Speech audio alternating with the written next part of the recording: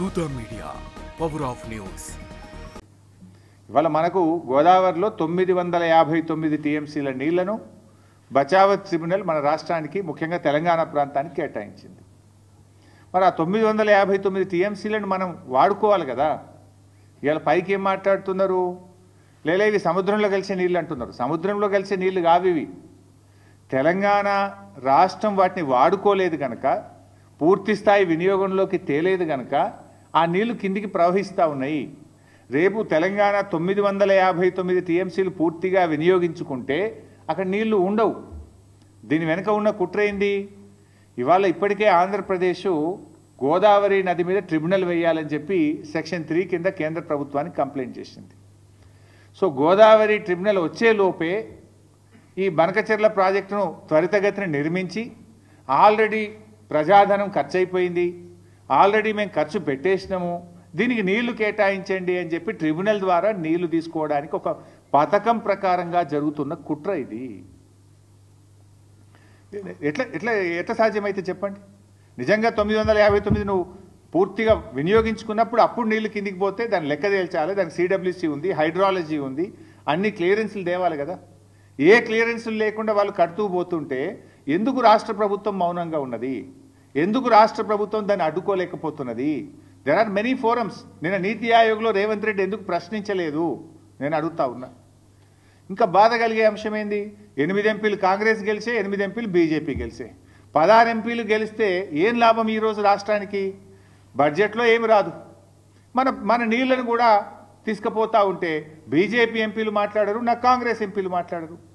పార్లమెంట్ను స్తంభింపజేయాలి కదా. ఏం చేస్తున్నట్టు బీజేపీ ఎంపీలు, కాంగ్రెస్ ఎంపీలు? ఎవరికి కూడా బాధ్యత లేదా? ఒకరు రాష్ట్రంలో అధికారంలో ఉన్నారు, ఇంకొకరు కేంద్రంలో అధికారంలో ఉన్నారు. కేంద్రంలో అధికారంలో ఉన్న వాళ్ళు చట్టాన్ని ఉల్లంఘించి పక్క రాష్ట్రం నీళ్లు తీసుకుపోయే ప్రయత్నం చేస్తుంటే కేంద్రంలో ఆ చట్టాన్ని అమలు చేయాల్సినటువంటి వాళ్ళు ఆపే ప్రయత్నం చేయరు.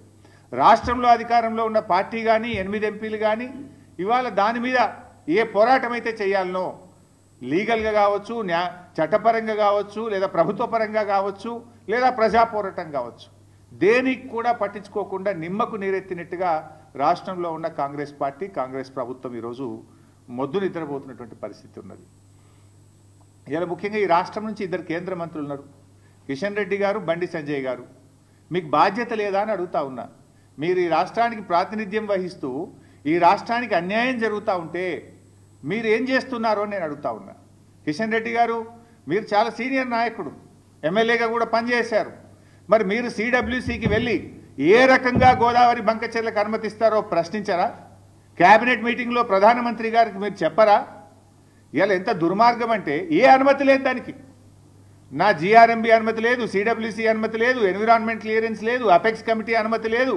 ఏ అనుమతి లేకుండానే కేంద్ర ప్రభుత్వం 50% నిధులు గ్రాంట్ కింద ఇస్తుందట. మరో 50% నిధులు ఎఫ్ఆర్బిఎంకు అదనంగా అప్పు తెచ్చుకోవడానికి అనుమతిస్తుంది అని చెప్పి చంద్రబాబు నాయుడు గారు స్వయంగా ప్రెస్ మీట్లో చెప్తున్నారు, పత్రికల్లో వార్తలు వస్తున్నాయి. ఎట్లా ఇస్తారు? ఒక చిన్న చెరువు కట్టాలంటేనే ఎన్విరాన్మెంట్ క్లియరెన్స్ అడుగుతారు. ఒక చిన్న ప్రాజెక్టు కట్టాలంటేనే మీకు వాల్తా చట్టము, ఈ చట్టము, ఆ చట్టము, రకరకాల అనుమతులు అడుగుతారు. ఇంత పెద్ద ప్రాజెక్ట్, ఇంటర్లింకింగ్ ఆఫ్ రివర్స్, ఒక నదిని ఇంకో నదికి కలిపేటువంటి ప్రాజెక్టుకు మరి దాంట్లో అంతర్రాష్ట్ర సమస్యలు కూడా ఉన్నాయి. మహారాష్ట్ర ఉంది, కర్ణాటక ఉంది, తెలంగాణ ఉంది. పైన ఎగువ ఉన్న రాష్ట్రాల అభిప్రాయాలు తీసుకోరా? జిఆర్ఎంబి అనుమతి తీసుకోరా? ఇవి లేకుండా మరి ఎట్లా కేంద్ర ప్రభుత్వం ఆర్థికపరమైన అనుమతిస్తుంది? ఎట్లా కేంద్ర ప్రభుత్వం ఈ ప్రాజెక్టు కట్టడానికి అనుమతిస్తుంది? మరి కేంద్రం అనుమతిస్తుంటే ఆ ప్రభుత్వంలో ఉన్న కిషన్ రెడ్డి, బండి సంజయ్లు ఎందుకు మౌనంగా ఉంటున్నారు? రాష్ట్ర ప్రయోజనాలు మీకు పట్టవా? మీ పదవులే మీకు ముఖ్యమా? తెలంగాణ రాష్ట్ర ప్రయోజనాలు మీకు ముఖ్యమా అని నేను అడుగుతా ఉన్నా. మీకు బాధ్యత లేదా అని నేను అడుగుతా ఉన్నా. అడగండి, ప్రశ్నించండి, మన రాష్ట్ర ప్రయోజనాలు కాపాడండి. అవసరమైతే కిషన్ రెడ్డి గారు ఆల్ పార్టీ డెలిగేషన్ లీడ్ చేయండి, మేమందరం వస్తాం ప్రధానమంత్రి గారి దగ్గరికి. ఈ రాష్ట్రం నుంచి కేంద్ర కేబినెట్ మంత్రిగా ఉన్న కిషన్ రెడ్డి గారు అన్ని పార్టీలను తీసుకుపోయి తెలంగాణ ప్రయోజనాలు కాపాడవలసిన బాధ్యత మీ మీద ఉన్నది. పదవిలో ఉండడం ముఖ్యం కాదు, ప్రజల ప్రయోజనాలు ముఖ్యం. ప్రజల యొక్క, ఈ రాష్ట్రం యొక్క ప్రయోజనాలు మీరు కాపాడలేకపోతే ఆ పదవిలో ఉండే అర్హత కూడా మీకు లేదు అని చెప్పి నేను మనవి చేస్తా ఉన్నా. ఎట్లా ఇస్తారు? నిధులు ఎట్లా ఇస్తారు? అసలు ఆ ప్రాజెక్టుకు జీరో పర్మిషన్స్, నైదర్ సిడబ్ల్యూసి, నార్ జిఆర్ఎంబి, నార్ ఎన్విరాన్మెంట్ క్లియరెన్స్, నార్ ఇంటర్స్టేట్ అగ్రిమెంట్, నథింగ్. ఇక దానికి ఏ రకంగా ఇస్తారు అని నేను అడుగుతా ఉన్నా. ఇంకా ఉల్టా బాధ కలిగే అంశం ఏంటంటే, తెలంగాణ ప్రభుత్వం అన్ని అనుమతులతో మనం కాళేశ్వరం ప్రాజెక్టును త్వరితగతిన పూర్తి చేయాలి, తెలంగాణ ప్రజల రైతుల దాహార్తిని తీర్చాలని చెప్పి మనము కేంద్ర ప్రభుత్వ సంస్థల నుంచి అప్పు తెచ్చుకున్నాం. ఇది ప్రైవేట్ బ్యాంకులు కాదు, రేవంత్ రెడ్డి లెక్క 170 కోట్ల బ్రోకర్ ఫీజు లంచం ఇచ్చి భూములు కుదబెట్టి షేర్ మార్కెట్లో తేలే. మేము కేంద్ర ప్రభుత్వ సంస్థ ఆర్ఈసి పిఎఫ్సి దగ్గర మనం అప్పు తెచ్చినాం. తెస్తే ఇదే కేంద్ర ప్రభుత్వం ఇది ఎఫ్ఆర్బిఎం కంటే అదనంగా ఉన్నది అని రికవరీ పెట్టింది, మన మీద రికవరీ పెట్టింది కేంద్ర ప్రభుత్వం. మీరు అప్పు తెచ్చింది ఎఫ్ఆర్బిఎం పరిమితి దాటారు అని చెప్పి మనకేమో రికవరీ పెట్టారు. కానీ ఇప్పుడు ఆంధ్రప్రదేశ్కి ఏమంటున్నారు, మీకు 40,000 కోట్లు గ్రాంట్గా ఇస్తాం, ఇంకో 40,000 కోట్లు అదనంగా అప్పు తెచ్చుకోవడానికి ఎఫ్ఆర్బిఎం పరిమితులు దాటి కూడా మీకు పర్మిషన్ ఇస్తాం. అంటే ఆంధ్రప్రదేశ్కో నీతి, తెలంగాణకో నీతి. ఏం మేము భారతదేశంలో భాగంగా కాదా? మరి భారతదేశ అభివృద్ధిలో తెలంగాణ భాగస్వామ్యం లేదా?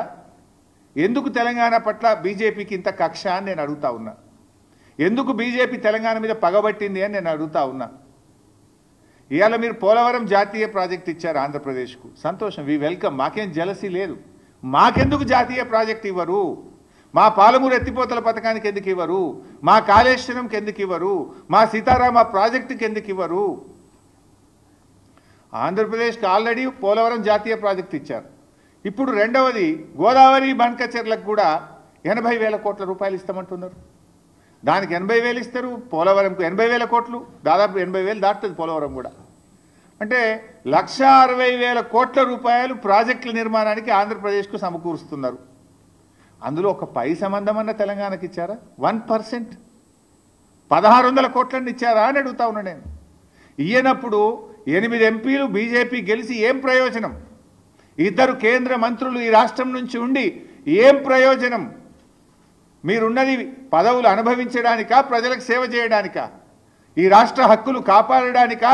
ఈ రాష్ట్ర హక్కులు హరిస్తుంటే కళ్ళు మూసుకొని కూర్చోవడానికి ఉన్నారా అని చెప్పి నేను అడుగుతా ఉన్నా.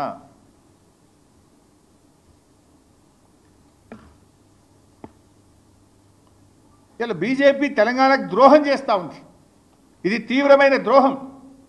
అరే మా ప్రాజెక్టులకు ఇప్పటికీ అనుమతులు ఇయ్యరు, మా సమ్మక్క సాగర్ ఇప్పటికీ ఇంకా అనుమతులు రాలేదు, మా పాలమూరు డిపిఆర్ను రిటర్న్ పంపించిండ్రు, మా దిండి ప్రాజెక్టుకు అనుమతులు ఇయ్యరు, మా ఏమో అనుమతులు ఇయ్యరు.